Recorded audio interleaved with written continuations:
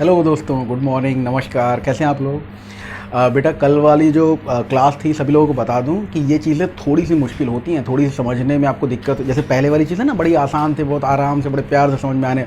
अभी आगे आपका क्यूब रूट वाला वीडियो आएगा, वो भी बड़े अच्छे से समझ में आ जाएगा क्योंकि बड़ा आसान है। ये जो मैंने अभी आपको बताया स्क्वायर्स में ऐसे क्वेश्चंस पूछे जाते हैं, ये थोड़ा सा मुश्किल होता है, इसको समझने की कोशिश कीजिएगा, है ना। कल मुझे याद आ रहा है 1152 1152 को लेकर मैंने आपसे डिस्कशन स्टार्ट किया था। एक बात और जोड़ दूंगा इसी में, कल बताना दिमाग से स्लिप हो गया था मेरा। 1152 जैसा कोई नंबर आपको मिलता है जिसमें ये नंबर आपसे बोला जाता है कौन सा डिवाइड करना है, कौन सा मल्टीप्लाई करना है। तो चाहे डिवाइड करना हो चाहे मल्टीप्लाई, मैंने आपको बताया स्क्वायर्स में चाहे डिवाइड करना हो चाहे मल्टीप्लाई, आंसर हमेशा सेम रहेगा। क्यूब में ऐसा नहीं है। क्यूब में मल्टीप्लाई कुछ और करना होता है, डिवाइड कुछ और करना होता है, मैं डिस्कस करूँगा। अभी यहाँ पे आप देखें कि 1152 को जब हम फैक्टराइज करते हैं, सबसे पहला स्टेप क्या होता है? 2 5 7 और 6। समझ में आ गया ना। जैसे ही आपको 576 दिख रहा है, 576 क्या है? एक परफेक्ट स्क्वायर नंबर है ना। बस आगे कैलकुलेशन ही मत कीजिएगा, कोई दिक्कत नहीं है। 2 आपको दिखाई दिया, 2 आपको जैसे दिखाई दिया आप समझ जाओ 2 ही गुणा करना होगा, 2 ही भाग करना होगा। लेकिन इसके लिए ध्यान होना चाहिए ये बात कि 576 एक परफेक्ट स्क्वायर नंबर है। और उसके लिए पिछली बातें आपको ध्यान होनी चाहिए कि जो पिछली क्लास में हम लोगों ने पढ़ा है उसमें परफेक्ट स्क्वायर नंबर्स के बारे में मैंने आपको बताया था कि अप टू 25 कंठस्थ होने चाहिए, दिमाग में पूरी तरह से बैठे हुए होने चाहिए। दोस्तों हमेशा ध्यान रखिएगा इस बात को, है ना। और जो लोग आज ही जुड़े हैं बता दूं इसमें हम लोग क्या बातचीत कर रहे हैं। जैसे कोई नंबर है 864 और कहा जाए कि इसमें कौन सा नंबर जोड़ा जाएगा या कौन सा नंबर घटाया जाएगा, ऐसी बात अगर आपसे पूछी जाती है तो क्या जोड़ा जाए क्या घटाया जाए, इसको लेकर हम लोग इसको फैक्टराइज कर लेते हैं। प्राइम फैक्टराइजेशन इसका करते हैं। तो जैसे इसका फैक्टराइजेशन करेंगे तो 2 432, 2 से ले गए, 2 2 4, 2 1 6, फिर 2 से ले गए, फिर 2 से ले गए, फिर 2 से ले गए,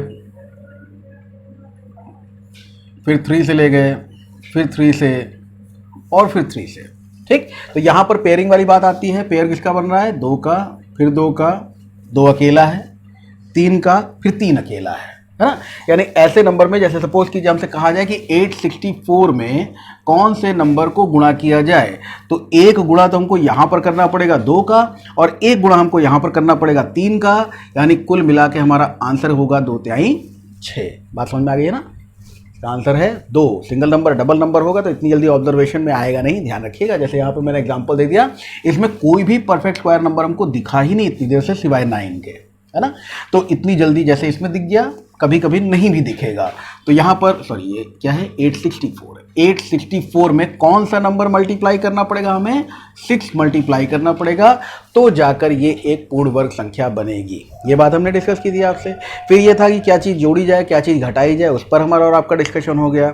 एक बात हम डिस्कस कर रहे थे जिसमें हमने आपसे कहा था कि किसी भी नंबर की नॉन परफेक्ट स्क्वायर नंबर का अप्रॉक्स वैल्यू निकालने का भी तरीका होता है। डिवीजन मेथड तो मैंने समझा दिया, सभी लोग समझ में आ गया होगा। जैसे अगर हम बात करें तो 3 है, √3, √2, ये सब नॉन परफेक्ट स्क्वायर नंबर है, बहुत छोटे और बड़े यूजफुल हैं। इनकी एक तो वैल्यू याद कर लीजिएगा, मैं सीधी सी आपको दे दूंगा, है ना।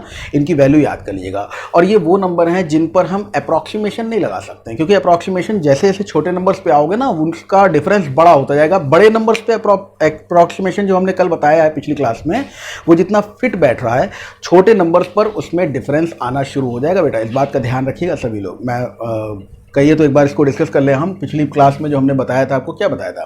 पिछली क्लास में मैंने आपको बताया था कि किसी भी नंबर का अप्रॉक्सीमेट स्क्वायर रूट निकालने का कुछ तरीके जोड़ोगे तो 8 और 8 कितना हो गया? 16।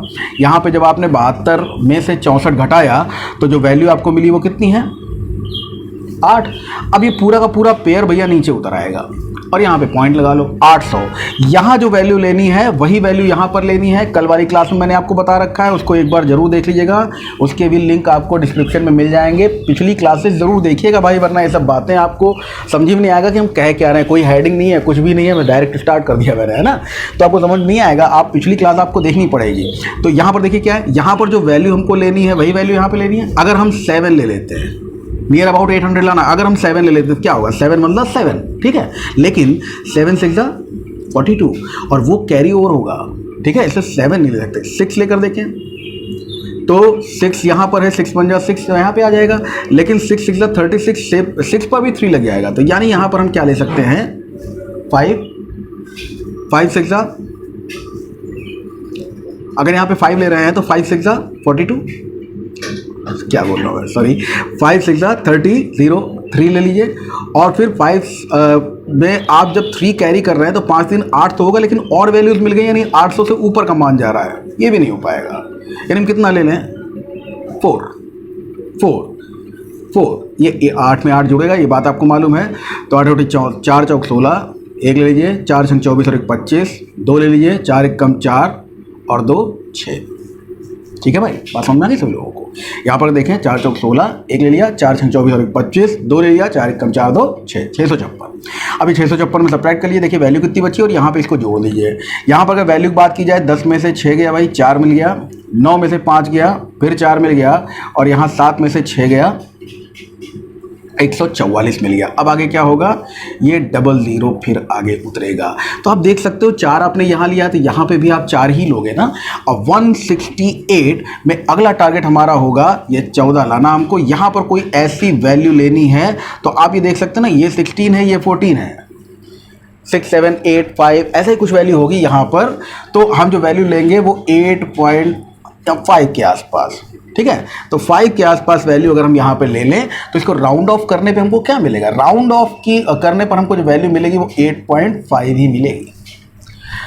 तो राउंडेड ऑफ वैल्यूज जो होती हैं वो वैल्यूज यहाँ पर ली जाती हैं भाई, ठीक है ना। तो ये चीज़ एग्जैक्ट आंसर नहीं देती है आपको, राउंडेड ऑफ आंसर देती है। इस चीज़ का भैया ध्यान रखिएगा सभी लोग। और मैं कह रहा हूँ कि जैसे जैसे छोटा होता जाएगा वैसे वैसे मामला डिस्टर्ब करता चला जाएगा। छोटे होने पर मामला डिस्टर्ब किस तरह से होता है, √3 है, जैसे √3 की वैल्यू अगर आप लोग जानते हो तो ठीक है, वरना इस तरह से कहीं निकाल के दिखा दूँ आपको। √3 की वैल्यू में अगर जानते हो तो ठीक है, नहीं जानते हो चलो निकाल लेते हैं, क्या दिक्कत है, हम लोगों को तो तरीका पता है ना, निकाल लेते हैं। जैसे √3 की वैल्यू आपको निकालनी हो तो 3.000000 ऐसे कर लेते हैं। तो देखिए हमने जोड़े में कितने जोड़े शून्य लिए हैं, हमने 6 जोड़े शून्य लिए हैं। देयर आर 6 पेयर, जो 6 शून्य लिए हैं जो कि 3 जोड़ों में है ना, 3 pairs of 6 zeros। 3 pair of 6 zeros अगर आप यहाँ पे आप देख रहे हो, इसका वैल्यू आपको 1 2 3 अप टू 3 डेसिमल प्लेसेस आपको वैल्यू यहाँ मिलेगी। अब चलिए इधर तो ये अकेला है ना, तो हम टारगेट किसको करेंगे, 1 1 1 यहाँ पर हो गया, और उसके बाद में 1 + 1 हो गया 2, माइनस कर लो, ये आ गया 2। अब ये 0 हमने उतार लिया यहाँ पे। यहाँ जो वैल्यू लेनी है वही वैल्यू यहाँ पर लेनी है, लेकिन पॉइंट के पैरेलल में पॉइंट रख देते हैं, ठीक है। ये वैल्यू आपने देखी। अब इसके साथ में क्या हो गया, तो यहाँ पर जो वैल्यू लेनी है वही वैल्यू यहाँ पर लेनी, मैंने आपको बताया। चलिए भाई 7 ले लेते हैं, 7 ले लेते हैं, 7 जोड़ना है, तो 7 7 जा 49, कैरी और 4, 7 2 14 और 4 18, ठीक है। इसको जोड़ दीजिए भाई, ये हो गया 34, ठीक है। अब फिर वही कंडीशन है, जो यहाँ लेना है वही यहाँ पर लेना है। खैर उससे पहले यहाँ इसको सब्ट्रैक्ट कर लेते हैं, क्या मिल गया, 11 11 मिल गया ना। अब 11 के आगे क्या उतारेंगे हम, 00, 3 3 9 और 4 त्याई 12, 11 से ज़्यादा निकल गया, तो हम कितना ले लें, 3 ले लें, 3 ले लें, ले लीजिए भाई। 3 मल्टीप्लाई करने पर क्या मिलेगा, 3 3 9, 3 चौक 12, 3 3 9 और 1 10, 10 100 29, और इस 3 को जोड़ेंगे तो 3 4 6। यहाँ क्या वैल्यू बच गई है, 29 है तो 71 बच गई। और ये 00 पेयर में आ गए, ये भी 00 पेयर में आ गए। अब ये 00 जब पेयर में आ गए हैं तो यहाँ पर जो वैल्यू लेनी वही वैल्यू यहाँ पर लेनी है। बार बार कह रहा हूँ, 3 दूनी 6, 3 3 9, 2 ले लें, 2 ले लें, तो नियर अबाउट वैल्यू जो भी आएगी, तो √3 की वैल्यू भैया 1.732 हो गई। ऐसा मत सोचिएगा बहुत मुश्किल है भाई, थोड़ा सा समझने की कोशिश कीजिएगा। मैथमेटिक्स है, माना कई चीज़ें आसान हैं, हर चीज़ आसान नहीं है। और थोड़ा सा कॉम्पिटिटिव एग्ज़ाम्स में होता है, और वो छोटे नंबर, बहुत बड़े नंबर होंगे तो डिवीज़न मेथड लगेगा, छोटे नंबर होंगे तो कुछ कर सकते हो आप। जैसे सपोज करो कोई नंबर मैं ले रहा हूँ, मैंने नंबर ले लिया, थोड़ा सा बड़ा लेते हैं, 72 नंबर ले लिया, 72 ले लिया है ना, दिमाग में आया 72 ले लिया, 32 72 ले लिया। अभी 72 हमको मालूम है कि 8 का स्क्वायर होता है 64 और 9 का स्क्वायर होता है ठीक, तो ये किसके बीच में लाई कर रहा है? 8 और 9 के बीच में। 8 और 9 के बीच में लाई कर रहा है 72। आपको मालूम है कि 8 के स्क्वायर से बड़ा लेकिन 9 के स्क्वायर से छोटा होगा 72, यहाँ कहीं होगा ना। यानी इसकी वैल्यू अगर लेकर चले हम लोग तो क्या आएगी इसकी 8 पॉइंट समथिंग, 8 दशमलव कुछ इसका मान होना चाहिए। अभी मैं पूरा बात इसका ट्रेडिशनली भी आपको बताऊंगा। 8 दशमलव कुछ इसका मान होना चाहिए। अब 8 दशमलव कुछ में हमने क्या कहा, वो कुछ कैसे निकालोगे? तो 8 का दुगना कितना होता है भाई? 16।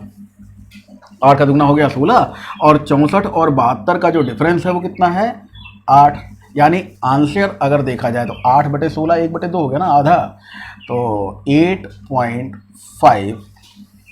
8.5 8.5 अप्रॉक्स आंसर इसका होगा। ठीक, एग्जैक्ट आंसर क्या है वो इसके करीबी आंसर है, एग्जैक्टली ये आंसर नहीं है। अप्रॉक्स आंसर निकालने के लिए ये आपको बता दिया मैंने तरीका। एग्जैक्ट आंसर निकालने के लिए डिवीजन मेथड, सिंगल, हम 2 नंबर्स तक निकाल लेते हैं। ठीक है, 0000। चलिए कंटिन्यू कीजिए भाई।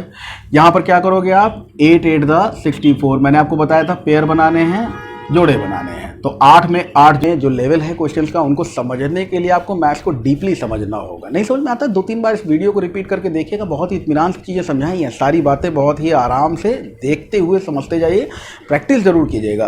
केवल देख लेने से चीज़ें आपको समझ में आती हैं, लेकिन वो आपको पूरी तरह से याद नहीं होती हैं। जब आप खुद प्रैक्टिस करते हैं तब आप उसमें अभ्यस्त होते हैं, तब जाकर आप उस क्वेश्चन को दोबारा या वैसा ही कोई क्वेश्चन आप दोबारा लगा पाएंगे। इस बात को ध्यान रखिएगा भाई, है ना। केवल देखा आपने, समझ में आ गया, लगा, तैयारी हो गई, नहीं, ऐसा नहीं है।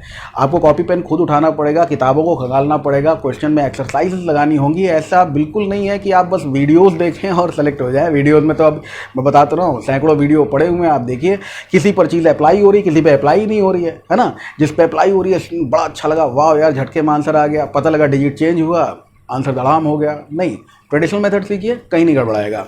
मैं यहाँ पर यही चीज़ आपको बता रहा हूँ कि ये कहाँ पे गड़बड़ हो रहा है, उस गड़बड़ को भी समझिएगा। ये आंसर दे दिया, कल हम लोगों ने जो कैलकुलेशंस किए थे उसमें भी आंसर दे दिया है, बहुत सारे आंसर देगा आपको। लेकिन यहाँ पर देखिए आंसर किस तरह से निकलेगा। यहाँ का आंसर अगर देखा जाए तो अप्रॉक्सीमेशन में ये कितना है? 1.732।